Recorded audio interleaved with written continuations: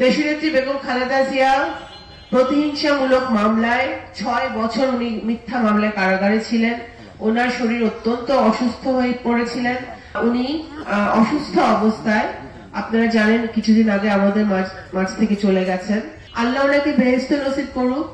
ওনার সাথে আমার সম্পর্ক অত্যন্ত ভালো, বলবো কি উনি মাতৃতুল্য ছিলেন আমার, এবং আমাকে উনি সব রকম ভাবে আমার বাবার মৃত্যুর পরে উনি সহযোগিতা করেছেন। আমি ব্যক্তিগতভাবেও ওনার ঋণ কখনো শোধ করতে পারবো না। এই এত বছরের পরে আমাদের একটা সুযোগ হয়েছে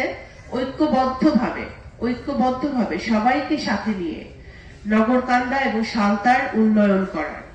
এই উন্নয়ন আমরা সালতা উপজেলার উন্নয়ন আমরা তখন করতে পারবো যখন আমরা একটি সুষ্ঠু সুন্দর ভোটের মাধ্যমে নির্বাচিত হয়ে সংসদে যাইতে পারবো।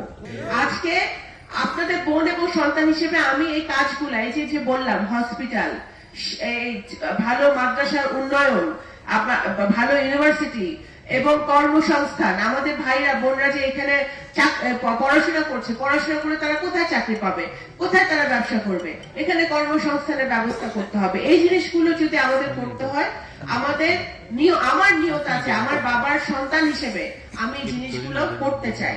আমি একার পক্ষে আমাদের ক্ষমতা সীমিত, আমি কতটুকুই বা করতে পারবো, কিন্তু আমার যদি সংসদে যেতে পারি তাহলে আমরা অনেক বেশি আপনাদের জন্য করতে পারবো।